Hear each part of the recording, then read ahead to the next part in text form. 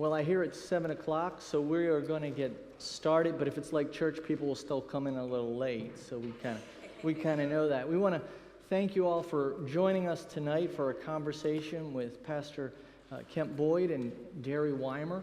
But before we hand it over to Derry and Kemp, just a little about the night. You all received a couple things as you came in. Those will be items that we look at later in the evening. There'll be a time where Boyd and Mr. Weimer talk for about 45 minutes, and then we'll have a Q&A time. That's where you'll use the questions that you can write out and hold them up and someone come around and get them, or you can simply text the number there. That's my number. I will get those questions, and we'll do our best we can to get them up to Derry. And then after the Q&A, we'll invite you into Fellowship Hall for lots of decaf coffee, because it'll be about 8:30. And an opportunity to talk more with Kemp and Derry. But thank you for joining us this evening, and welcome to First Congregational Church. We appreciate you coming out tonight. I know the weather is getting a little dicey out there, so I think we slid in before the storm. So we thank you those who are joining us on live stream also, and at this point I'll hand it over to Derry and Kemp.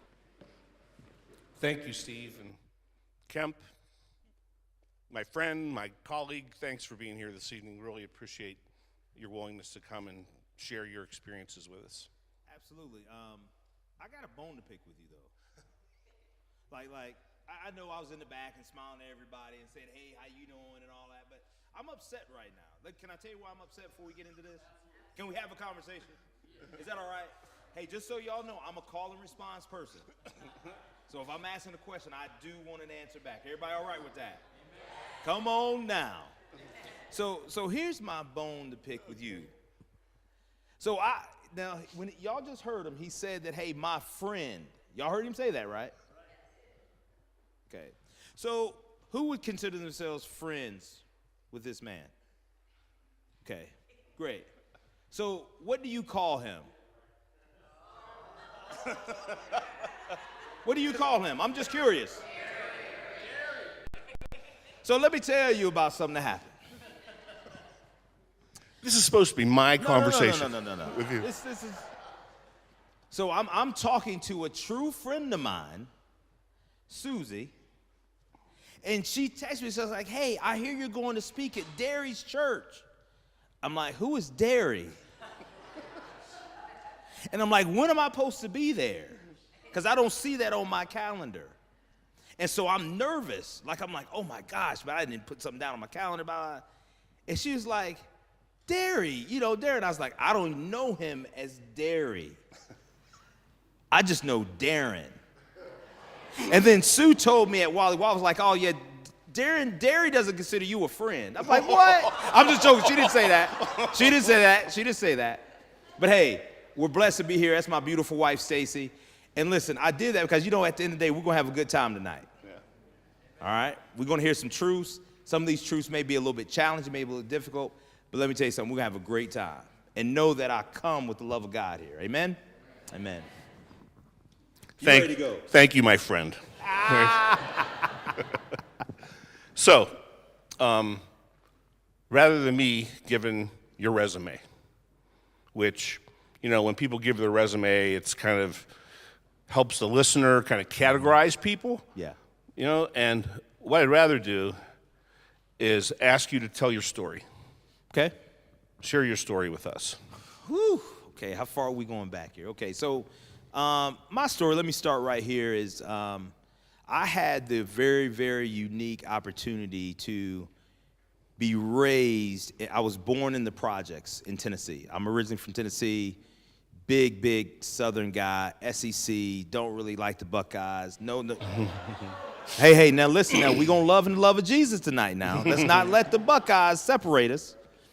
And I've had the really unique opportunity to live in 4 different demographics. I was born in the projects. I was raised in the suburbs from probably 3 to 12 years old. And then I lived in Georgia in the inner city for 3 years. And then I moved up here to Ohio when I was 15 years old. And so I graduated from a small place called Willard, Ohio, rural. And so I got to see racism in all of those demographics, right? And it's a little bit different, you know, living in the suburbs than it was in the rural area. When I was living in the rural area, you know, I was the only black in my graduating class. There was 4 of us in the entire school, right? And so when I grew up, even when I was in elementary and middle school, I was usually the only black kid in my class. So when that happens, you deal with a lot of things, right? And so when I went and moved to Georgia in the inner city, I'm like, man, where'd all these black people come from? Yeah, right. Like, it was a culture shock in a real way. And so much so that I sounded different to them because I you know, we were 1 or 2 black families that lived in the suburbs. And so I really appreciate my parents because they didn't raise me to think any less of myself. They taught me humility and to be humble, but they never told me I need to think any less of myself because of who I was or the color of my skin. And they didn't raise me to be adversarial toward white people because what they taught me was like, hey, you know, and my nickname to them was Bubba. We ain't friends, so don't call me Bubba. I'm Kemp, right? I'm just joking. Man, we're gonna have a good time. No, it's Bubba from here on out. There you go. And so, but they said the bottom line is there's just good people in the world. Some happen to be white, some happen to be black, and there's bad people in the world. Some happen to be white, some happen to be black, and that's how they raised me. And so, being raised up under that, it planted the seed for me that that I didn't grow up with this less than view of the world or this victim of the world because of the color of my skin. However, it doesn't mean that I wasn't being victimized, but they didn't raise me that way. And so after graduating high school, I came to the University of Akron in '94, and I've been there ever since. And I met, I think, probably the best person that I know, and that's Stacy. Stacy Boyd, my wife. We've been married 18 years, April the 30th, and we have 6 beautiful children. And so we get the awesome privilege of raising them in the love and admonition of the Lord, but also engaging with very honest and real conversations about what does it look like for you, because they attend, my 3 oldest attend CVCA, have another one that attends Chapel Hill Christian School, and 2 attend Akron Public Schools. So for my older children, they get to see not only racism but classism, even when you talk about the body of Christ and that it's real. And so we have to have very honest conversations about what it means to be black in America and what does that look like even within the body of Christ. Because, yeah, we all love and believe in Jesus, but we're all still clothed in this flesh. And a lot of times when you're clothed in your flesh, you're going to go back to what you believe is comfortable. And we all realize that we have grown up and lived in some biases. And so when things happen, whether it was 2020 with George Floyd, that erupted to where I think all of us had to take a real honest look in the mirror of ourselves, white, black, and brown people, and start asking ourselves the question, yeah, I believe in Jesus, but do I believe that's my brother or my sister? And so those are real conversations. So that's a little bit about my story. I get the opportunity to lead an organization called Love Akron. It's a Christian-based nonprofit. And our being is to be a great backbone organization in our city and to help to unify the colors, cultures, and congregations to help our city to thrive. We do this by being a really great connector and convener and a collaborator with change makers to make a collective impact. We believe that it should be more about the collective versus just a siloed individual organization. And so, yeah, and also a head football coach. I love doing that. And I also co-pastor a church called Garden City Church in Akron. So, yeah, I don't do too much. Yeah, wow. Awesome. Thank you for that. Out of that, I have a ton of questions. Come on, brother. So let's go back to when you were young. Yep. And you faced prejudice and racism. Yep. And you said that your parents guided you on how to approach. Can you talk about can you think of an example that hit you hard, and how did you manage through that? Yeah, I can remember, I can remember playing sports. I was an athlete, and almost getting a little bit typecast for a position. Playing quarterback wasn't for black kids. It was for white kids. Whether it's because they were smarter. And my dad was a football coach before I was born, so it's just kind of in the genes. And I can remember coming home, and I was so upset and so frustrated because, I did have the best arm on the team, right? I was pretty good at it. But there was an intentionality about putting me in, if you will, a black position like running back. Like that became the typecast. And I wanted to be quarterback, and I'd always wanted to do that. I was a big Joe Montana fan growing up. And I remember going to talk to my father and my mother about it. And they guided me from a standpoint of not trying to make me feel better, but they were honest with me. They were honest with me about, hey, you know what? Sometimes this is the reality, even when you may be the best person for that particular position, it doesn't mean that you're always going to get that position. And that was a hard lesson and a hard truth to really digest and learn, especially when you're young, because you're like, well, hey, isn't this how it's supposed to work out? And so that led us into some different conversations where, my mother was really great about loving us but not enabling us. She empowered us to say, yes, this is who you are, but she always went back for us to put the focus on how are we going to respond to these things? Because you fighting, you trying to defend yourself all the time is not going to be the answer, because you're going to be fighting all your life. Right? If you're going to fight every time somebody calls you out of your name, every time somebody talks about your mom, then you're going to be fighting all your life, because now you're letting people in on how to push your buttons. And so that was a great lesson for me, because here's the thing. When you're only black kid in your class, and before that conversation with my parents, what I realized I was doing is that you almost laugh with them just because you don't want to be ostracized. You want to be a part of the group, you want to be a part of it, and so you kind of laugh with them, which isn't right, because, man, what you're doing is you're undervaluing yourself.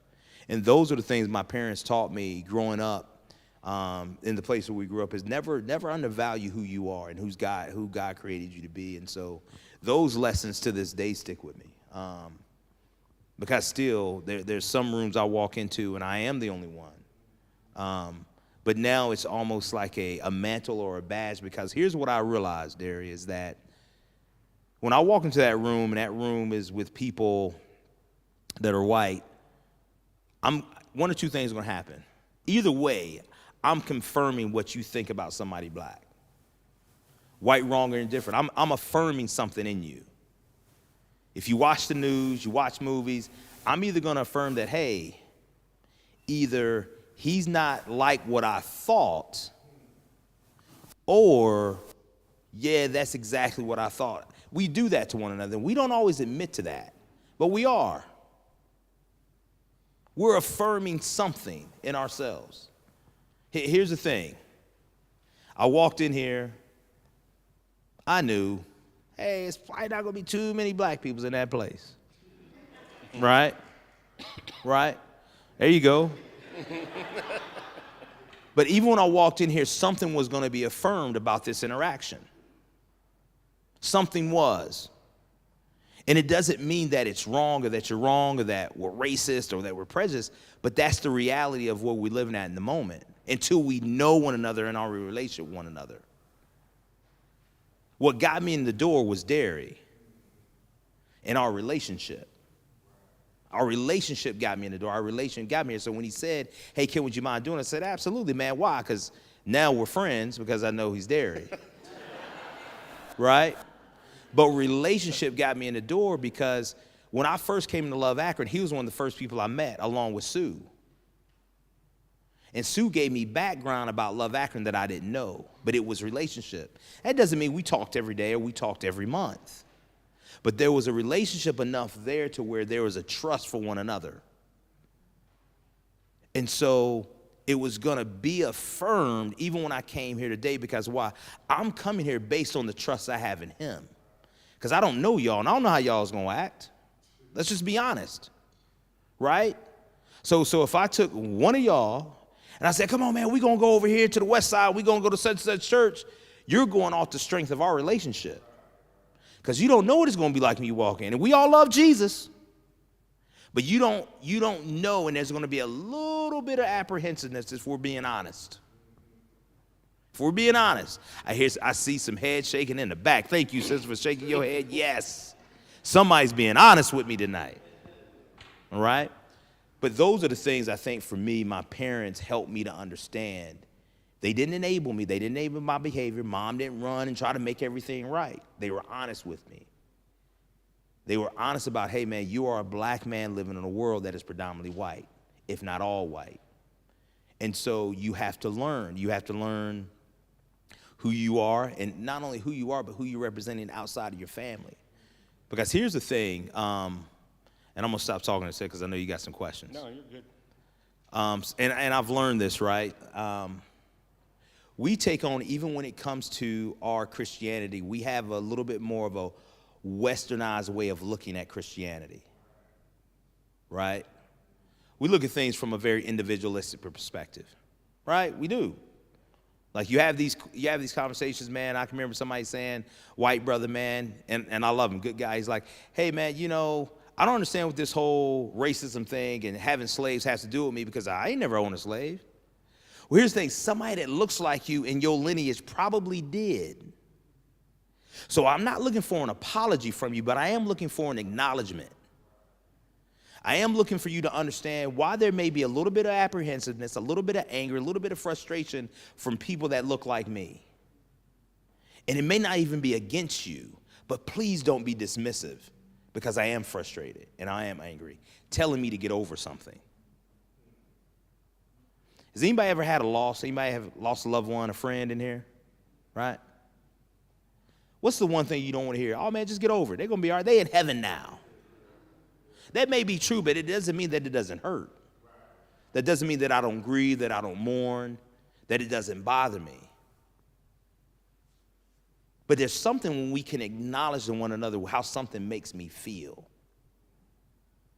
Hey, I feel a little bit apprehensive about this. I feel a little bit, man, I don't know if I can trust you yet. So let me just wait. So we don't want to be dismissive to one another, but that's what happens, man, when we start talking because we look at things, especially from, I think, a white context, from an individualistic perspective.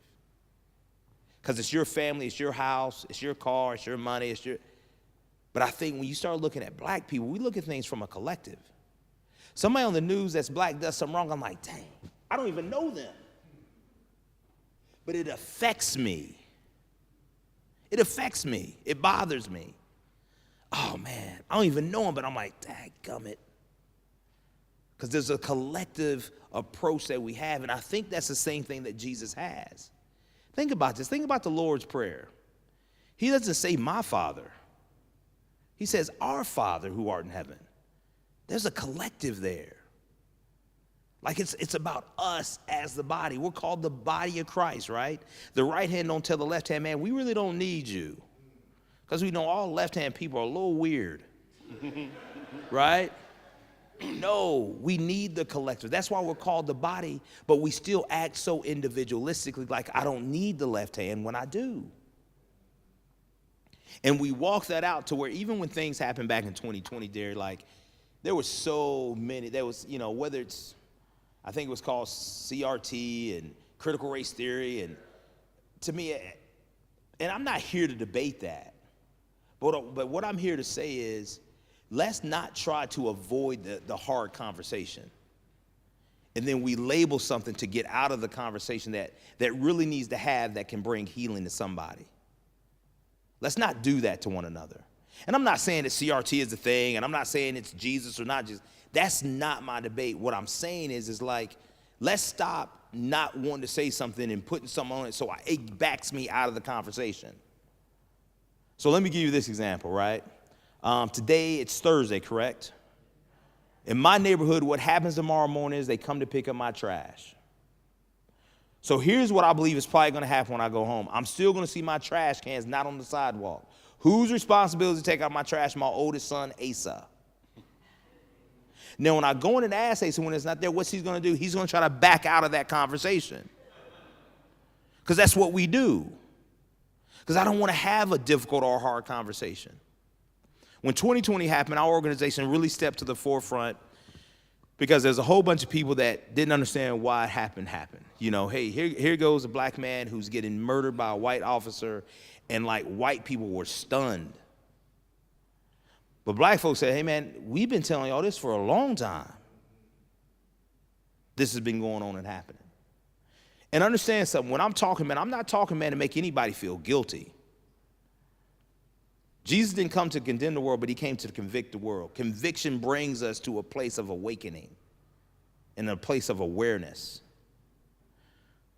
We started these conversations that was called Connection versus Collision, the black and white conversation. Very first one we had, it was virtual, man. We had 350 people on wanting to talk about what was going on.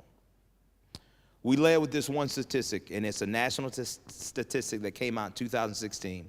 It says 75% of white people don't have a meaningful relationship with a person of color. 75%. 75% of white brothers and sisters don't have a meaningful relationship with a person of color. Well, we got to define what does meaningful look like.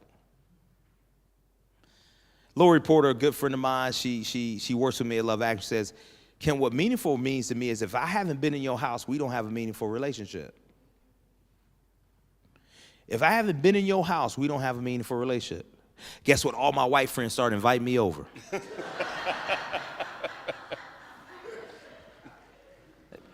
They did. Susie invited me over, right? No, I'm sure. I'm picking on Susie. But that's what happened, right? And I think that it was intentional because we got a lot of calls saying, hey, that's me, and I don't want that to be me. What do I need to do? And it's not about saying, oh, man, I need to go and get this abundance of black friends and make me feel better.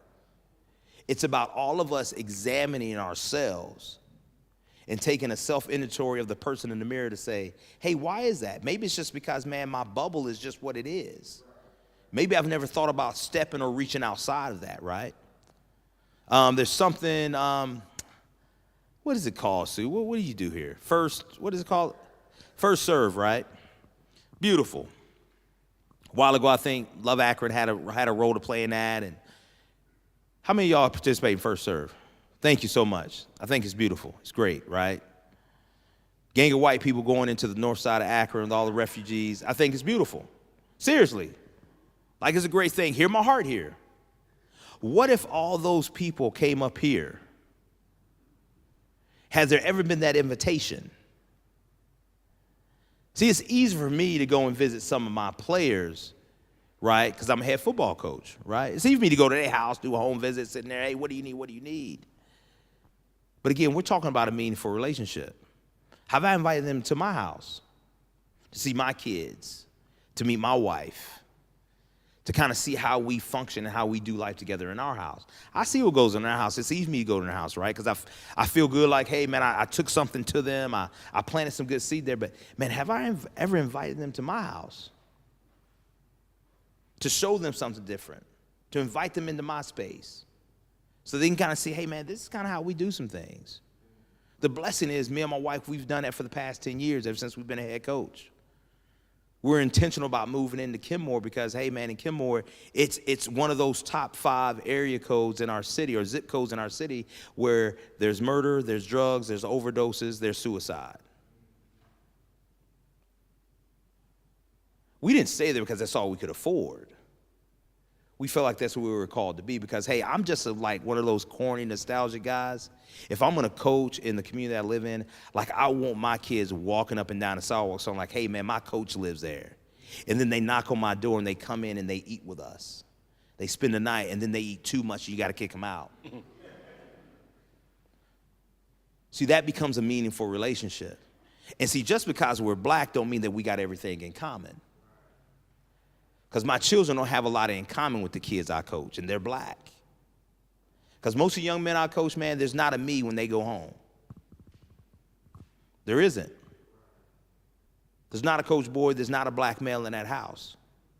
One of the reasons is, if I can share this with you, last year we had more black male suicides in Akron than we ever had. 22. Also last year, we had more black male overdoses than we ever had, over 100 per 100,000. When the opioid epidemic sparked back in 2016, white male counterparts only went to 94. But I remember when this happened, man, white people went bananas. Why? Because it was affecting their community. It was hitting the suburbs. It was hitting Hudson. It was hitting all these other places. But I'm telling you right now, we got these same things going on in inner city Akron. I don't hear anybody crying to the rooftops for the black male lives that are being lost. Again, I'm not talking here to try to make you feel guilty. I want to bring awareness. I want to bring awareness to what's happening. And you didn't invite me up here just to tell jokes. You invite me up here to bring some truth. And I want to be able to tell the truth in love. And it's not my love, but it's in the love of Jesus that I want to speak this to you. And so, if ever there's a time, and this may happen, that you don't know what to pray about or what to think about, I want you to pray for our city. Pray for the city of Akron, man, because we're hurting.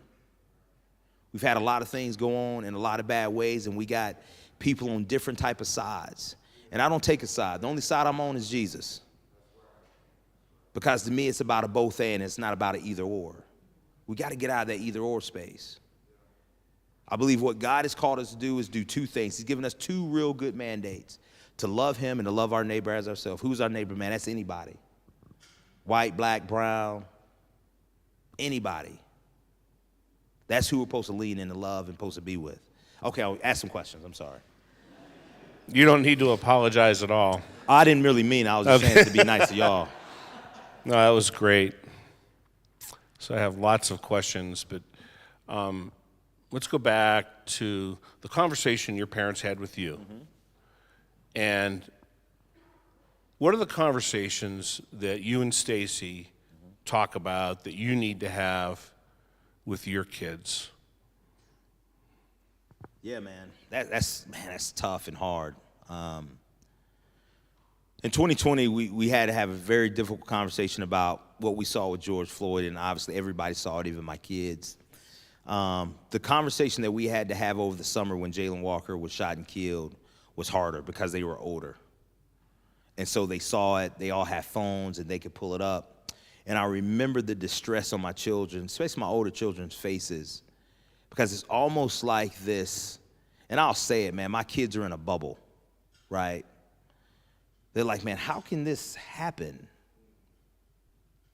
Like, you know, and you have to have the conversation. Again, whatever side that you're on, having a conversation about race with your children is never easy. Because first of all, you just have to be honest with them. You got to be honest about what it looks like, and you got to be honest about, hey, who they are, because they had faced, especially my older daughter, she had faced some microaggressions where she was at, which kind of made her a little bit question, like, hey, why is this happening when people are saying they're my friends? And I'm like, well, Virginia, here's the thing. And I learned this from English teacher that I had. Her name was Mrs. Sands. My junior year, she taught AP English when I was at Willard. Man, white woman, blonde bob, glasses. And I remember I was really, really good at being the class clown, right? What I realized, it was more of a defense mechanism, but she saw through it. And I remember she pulled me out in the hallway one time and she said, hey, Mr. Board, I want to tell you something. They are not laughing with you, they are laughing at you. And that was a real reality for me that I needed. It hurt, but it changed me because she told me the truth in love. She gave it to me straight. And so we had to do the same thing for our daughter.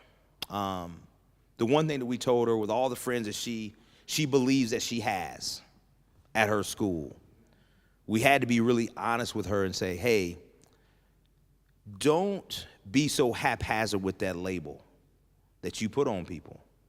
Because at the end of the day, something goes wrong, something happens, you black and they white. And this is not pitting my daughter against white people. It's not. But it's about giving her the reality of the world that she lives in at her school, because her school was different from the community that she lives in. But it's giving her reality to say, hey, man, listen, and I'm not saying that the school that she goes to is a bad school. That's not what I'm saying. It's not what I'm saying at all. However, she needed to understand that, hey, man, you carry a mantle of people that has laid down the life so you can do and have what you have. To go to private school and get a really great education, but don't make no mistake about it. You ain't them and they ain't you. And that's just real. And so we have to talk to our children about, my daughter drives. So I had to have a conversation with her and her siblings about, hey, if and when you get pulled over, this is what you need to do and this is how you need to handle yourself. I don't know if y'all had to have that conversation with your kids, grandkids, or whomever. I do. And I said, hey, Virginia, if you get pulled over at night, let me tell you something else you need to do. Turn on your dome light so they can see you. Because I don't want no excuse if something happens. Make sure you have your license ready, your insurance ready. Hold out your hands. Roll down your window, hold your hands out. Let's not even give any thought. But we have to talk through this with our children because this is the reality. She has a brother, right? He's a nice-sized kid. He's going to be in the car with her. So you have to have those conversations. Hey, son, listen, sometimes sit and be quiet. And it's different talking to my daughter versus talking to my son because young black men are dying. And all of them are not dying by white people or cops.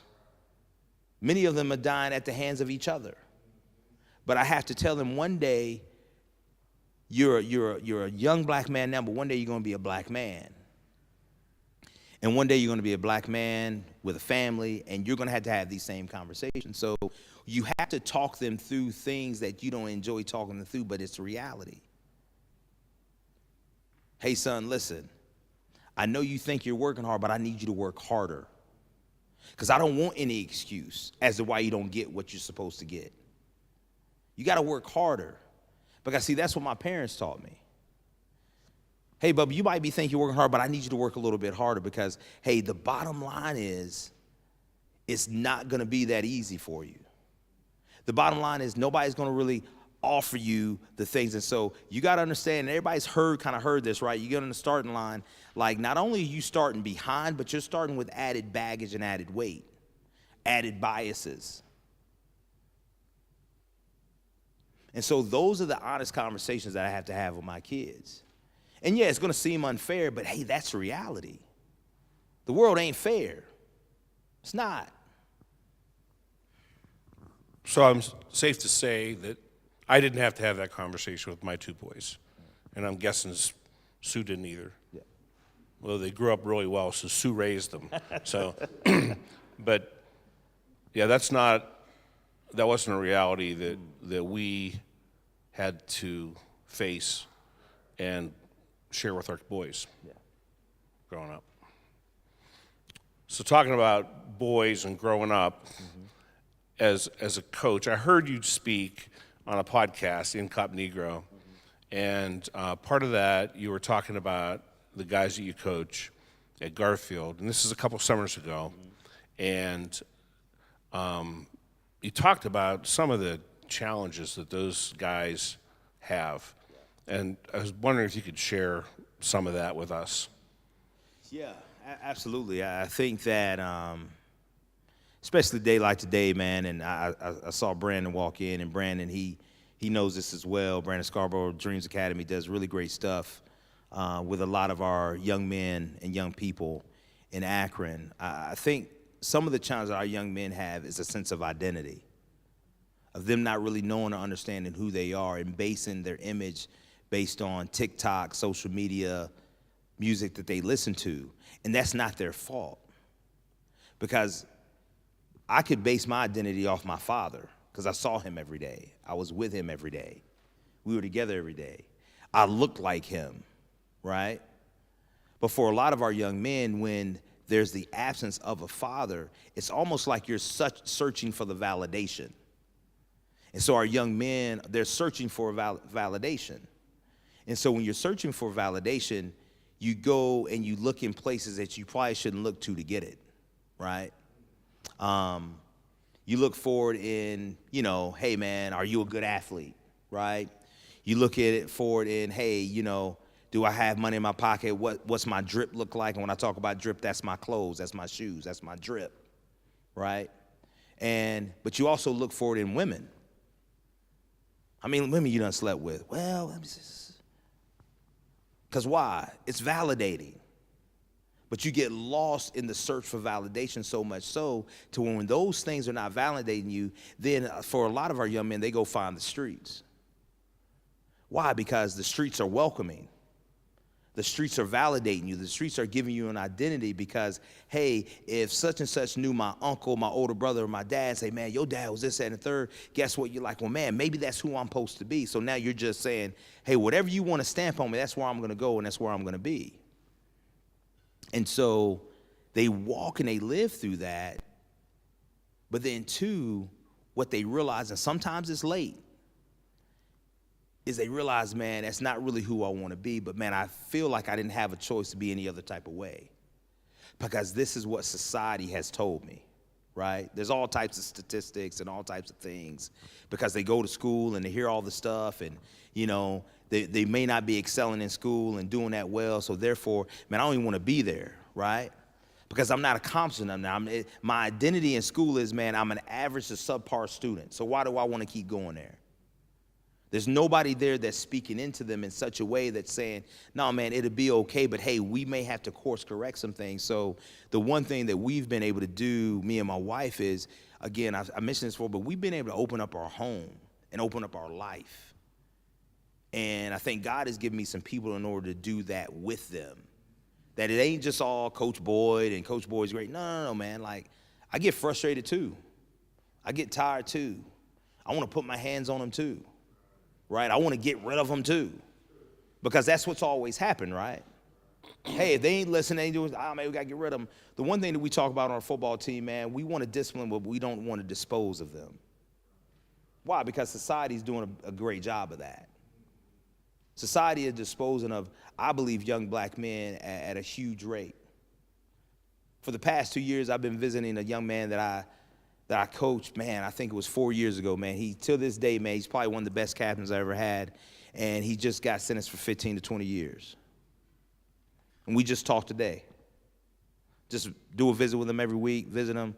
As soon as he comes on, he's like, Coach, man, what's up? Big old smile on his face. 19 years old. 19, 20 years old. He's going to be in jail. He'll be out, good behavior. He'll be out, man, when he's 29. Murder. Now, he didn't pull the trigger, but he was with the person, and, again, he ain't no snitch. I said, you don't snitch, just tell. Right? But it's identity, right? So let's go back to him. What was his identity? Well, Dad was incarcerated when he was growing up. He was there, the oldest child, helping his mom out, raising younger siblings. He played football for me 1 year because every year he was ineligible. Had behavior, attitude, cussed you up and down. He did actually a really good job of putting words together. Right? And I remember one day, man, he cussed me out head to toe. We had a scrimmage. I took him out because we wanted to let some younger guys play, man. He cussed me out, jumped the fence, and left and went home.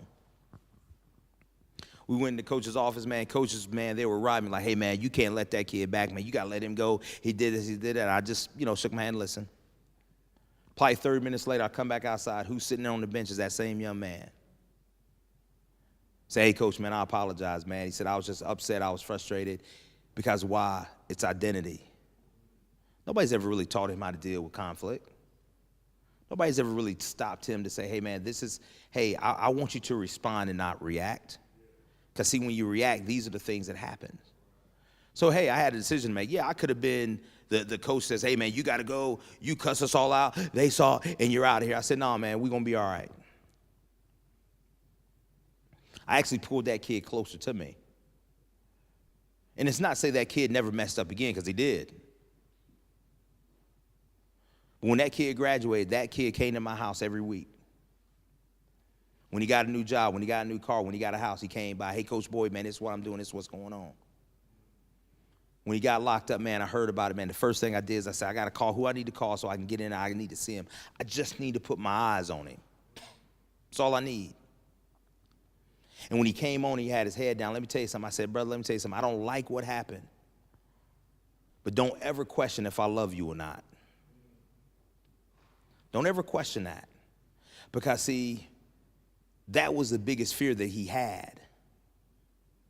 It was the fear of, man, I let Coach Boyd down. No, man, I'm good. How can I be there for you in this moment? And so from that point on, man, we start meeting, man, we start breaking open the bread of life, man, and we start reading together, we start praying together. He became a modern-day Apostle Paul in the jail. He's 18 years old at the time, people getting saved. But let me give you the other side of it. People was getting saved, and he was always also getting into fights too, so it kind of balanced out, amen?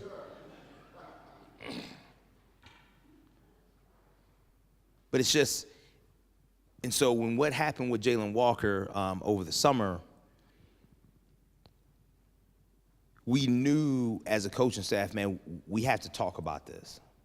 This ain't about us practicing. This ain't about football and And I remember I have God has blessed me to have some really good relationships with people in our city. And I have a good relationship with our police chief, Steve Milet. And I remember I called Steve and I said, hey, man, I don't know what you're doing or what you had planned, but you got to come and talk to my team about what happened. Because they got questions. Steve's white. Huh? Steve is white. Steve is a white man. I said, you got to come talk to my young men because they're asking me questions I ain't got answers for. And so he said, Kemp, man, tell me when you need me there. He came the next day. He came with 4 of his officers. We spent 90 minutes in a conversation with him. And he took it because they asked some real questions. Hey, man, why did he have to get shot so many times? Why'd y'all have to shoot him at all? And he didn't run from it. He addressed it. He addressed it. Now, that wasn't something that he had to do. He wasn't obligated to do that. But if you're telling me, man, you're about the community, you're telling me about relationship, I'm going to put that to the test.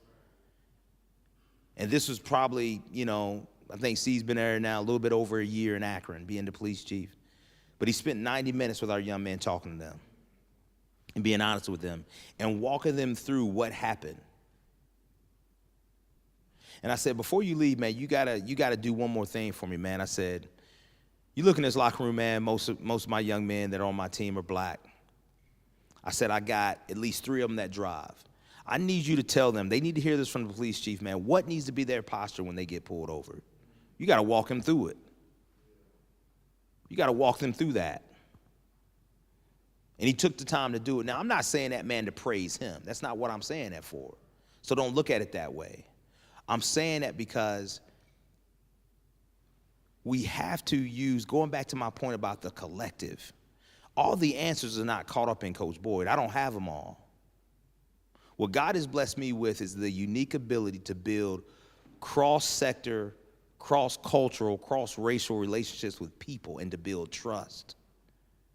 That, hey, man, I may need you. We may not talk every day, but I need you to come talk to them. Because this happened, man, and I know that they're grieving. Not only this situation, but they're grieving their own life. They're grieving the fact, man, that they didn't grow up with a father. They're grieving the fact that, man, they don't have what they want. They're grieving the fact that, man, they don't have the meals that they want to have, that the grades they want to have. But see, they hide behind the defensiveness of cussing me out, cussing you out, and thinking that it's cool when really, man, they're just hurting. That's all that's happening. They're just really hurting. But see, nobody's really taking the time to acknowledge their hurt because they won't. Because, see, the streets won't allow them to do that. Because, hey, man, I ain't soft. I ain't soft. And so what we have to do is we have to be soft for them. We have to be vulnerable on their behalf.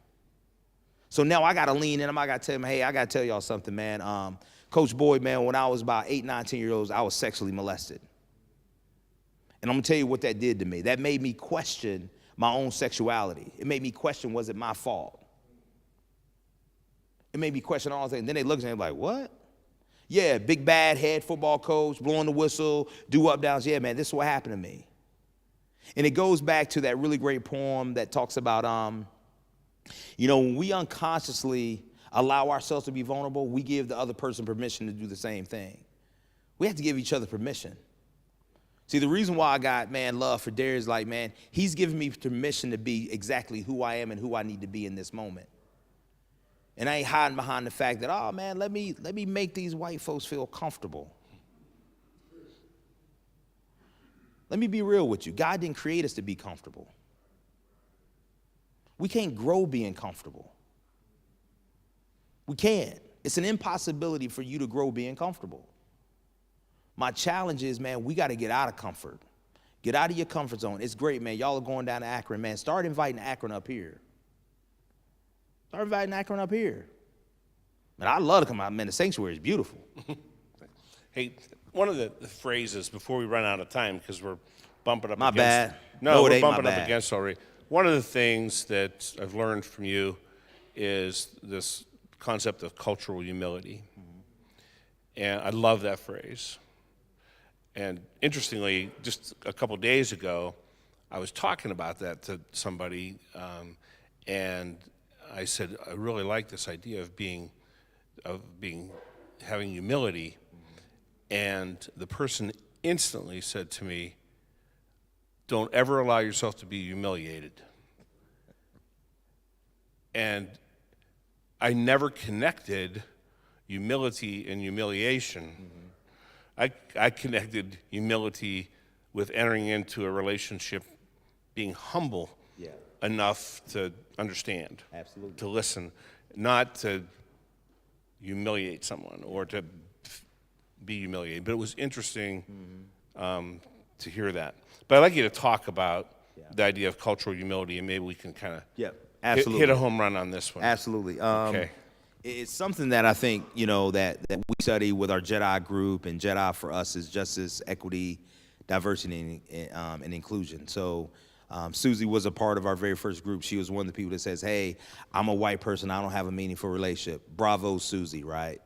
And so now me and Susie, we go on like walks all the time, even when it's like 0 below, which Susie loves it, but I don't, right? I don't want to be in the cold. But we learn so much, and we have so many of these trainings about cultural competency, right? We want to be competent. And so when you think about the word, it's like saying, hey, man, I should never think that I'm ever going to master somebody else's culture. So I got to have cultural humility, meaning that there's almost this pathway of learning that goes in and out, right? It goes in and out. And so I know that sometimes we feel like as black people, well, it ain't my responsibility to teach white folks. Well, who else is going to teach them? Right? I mean, let's just be honest. Because here's the bottom line, unless you have a desire to go and do that, most of the time being white, man, you're in a privileged position. That doesn't mean that you haven't earned what you got. That's not what I mean.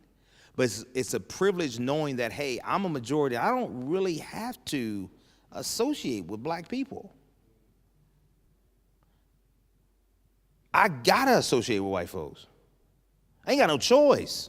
This is the world that I live in. Right? And so the cultural humility is I want to have enough humility to say, you know what? Yes, I don't know what I don't know. And I'm willing to move at a speed of trust with you to say, hey, if you're willing to take some time with me, even in my ignorance, man, and you're willing to be patient with me, hey, sign me up for this humility tour. Not to humiliate you, but it's humility. It's what we need to have as believers. It's what we need to be walking in. And so that aspect of cultural humility is saying yes, I don't know what I don't know, but man, that doesn't mean that I can't learn. And I have a willingness and a wantingness to learn more. But not to master, not to say, oh man, I checked the box. I know everything you need to know about the Indian culture. I got it. Boom. No, this ain't a checkbox thing. This is a lifelong thing. All right. That's great. Thank you. Couple of things I just want to. So Gary's going to continue to ask questions, but I'm going to invite you to send questions in. You can either write them down. We're about 50 minutes in, so if you can write down questions or text questions, and if not, I can tell you Gary can probably go for another hour. Or is it Darren? Did I get? Sure. Are we friends? Call me whatever you want to call me. I'm not sure we're friends. But send your questions in. If not, if there are no questions that come, that's fine. Afterwards, Derry and Boyd will be in the fellowship hall, and we'll invite you in there to talk some more with them.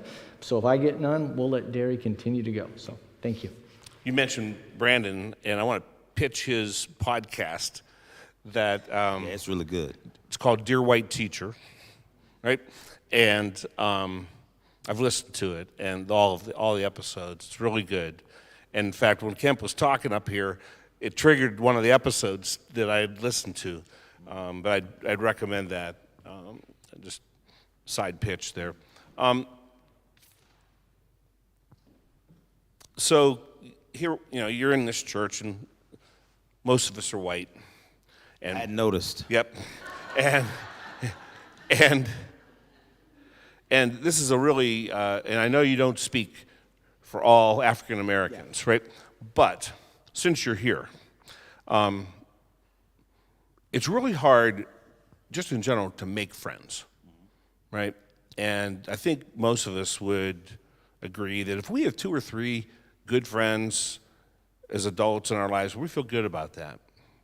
So I hear you say, we need to understand people. And how do we do that?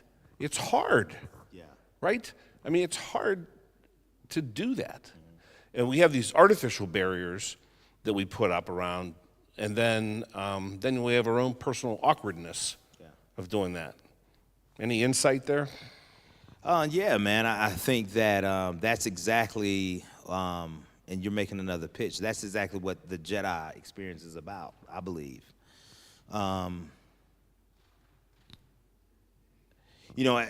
I entered in and I facilitate different dialogues and conversations, especially when it comes to having these very uncomfortable and critical conversations, there's 2 things I always say to people, right? I say, here's what I can guarantee is going to happen, because people are a little bit nervous, apprehensive, and afraid to lean in, especially if you're going to have the race conversation, right? Or, but you can't have relationship without having authentic, real conversation. Like, I'm not a surface dude. I don't think I ever have been. I'm a deep dive dude. Like, if we're going to do this, man, we really going to have a conversation. And so what I help people with and say, hey, man, here's what's going to happen. Derry, man, we're going to get in the conversation. Here's what I know is going to happen. You're going to say something that's going to offend me. I'm going to say something that's going to offend you, right? Here's what can't happen, because this is what has gone on to happen throughout the course of our history. We have to acknowledge that we've been offended. You have to be able to acknowledge it. You have to be able to say, hey, man, what you said, because why? We have to give the other person an opportunity to clarify what was said. Got to give you clarity. Hey, this has got me in trouble. My wife says, she comes to me, it's like, hey, what do you think about this outfit? I'm like, that's all right. Now, she may not say nothing in the moment because she's not. She's an introvert. Like, she gonna harbor this. Pray for her now. She's going to harbor this for a little while. Right?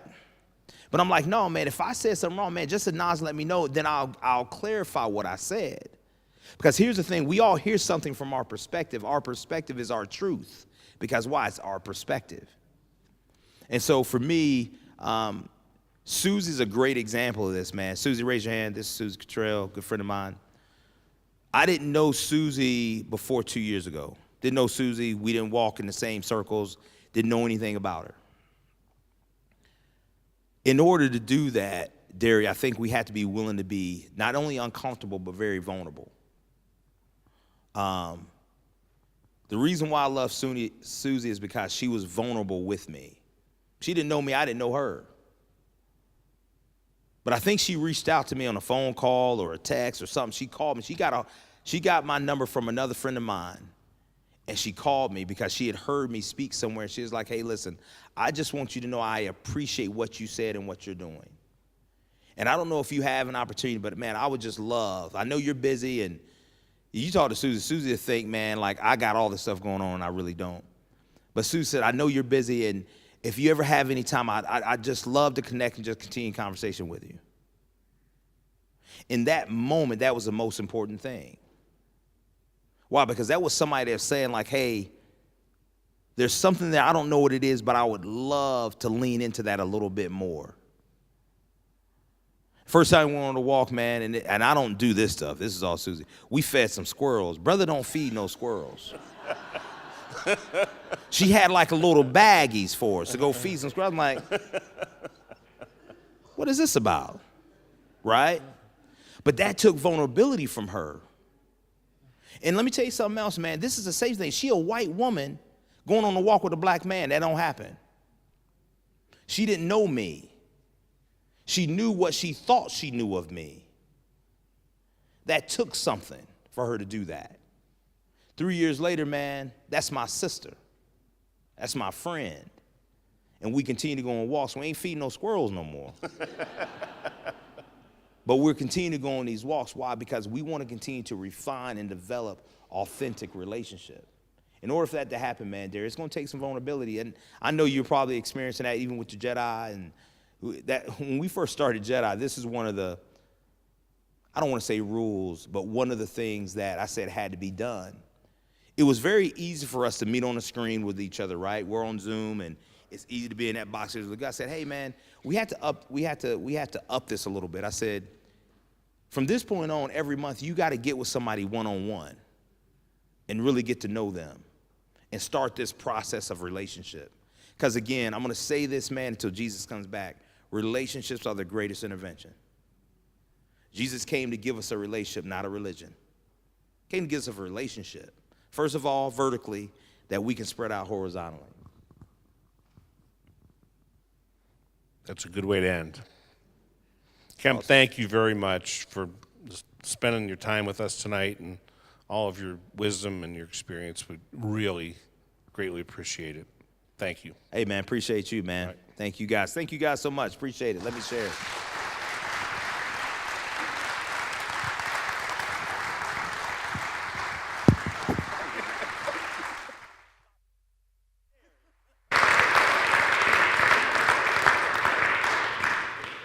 Well, thank you, Derry and Kemp. Is he now allowed you to call you Derry? Oh, this is my brother. It's Brother Derry. All right. Brother Derry. That's fabulous. Well, we want to thank you all for coming tonight. There's a couple things that you received as you came in. If you look in there, was a staple packet. One of the items that we sent you or handed out to you as you came in first was an advertisement for our next event. So next month we have Edwin's will be coming in, Brandon Krastowski. He is an individual who started Edwin's Restaurant up in Shaker Heights. He was arrested and was given a chance by a judge for a second chance, and he's taken that second chance to open a restaurant and help those who've been incarcerated to learn a skill, the skill of culinary, and then they have the chance to work in his restaurant. So he'll be here next month.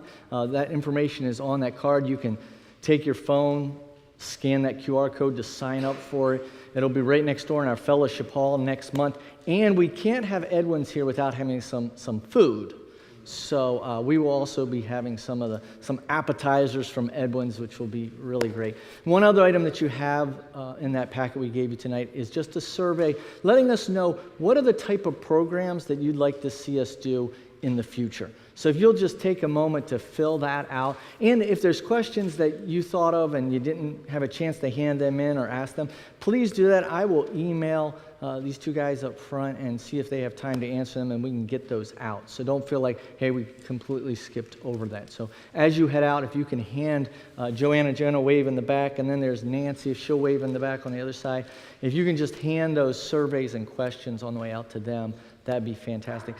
Derry and Kemp will be over in Fellowship Hall. We have some decaf coffee and some water, and I hear maybe some cinnamon bread if you feel. It's the Costco type. It's wonderful. Head into Fellowship Hall for that, and we would just want to thank you for spending the night with us and learning a little bit more about our neighbor who might not look like us, talk like us, but as Kemp brought up, everyone's our neighbor, and so that's the call from God for each of us. Let us close with a word of prayer, and then we can head on out. Gracious God, we thank you for tonight. We thank you for Kemp, and we thank you for Derry. We thank you for honest conversations. Yes. We thank you for a willingness to sit and have conversations that might not be easy, where we can be vulnerable, authentic, honest. I pray, God, that this isn't the end of that, but the start of it. I pray that we could go from here and continue to have conversations that help us to know our brothers and sisters in Christ deeper, more fuller, those who might look different than us, talk different than us, but are our brothers and sisters in Christ. We thank you for tonight, and we thank you for this opportunity. We lift all this in the name of Jesus the Christ. Amen. Amen. Thank you. Thank you. Thank you, man. Appreciate you, brother. All right.